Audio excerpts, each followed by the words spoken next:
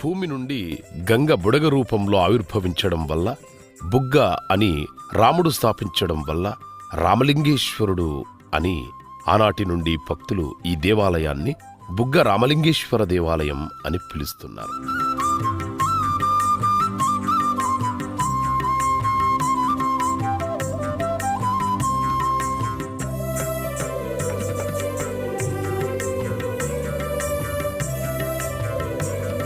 ఇలా వచ్చిన గంగమ్మ శివలింగం కింది భాగము నుండి నిరంతరం ప్రవహిస్తూ గుడికి కాస్త పళ్లంలో ఉన్న కోనేరులోకి చేరుతుంది. నంది ముఖద్వారం నుండి వచ్చే ఈ నీరు అత్యంత పవిత్రమైందిగా భావిస్తారు.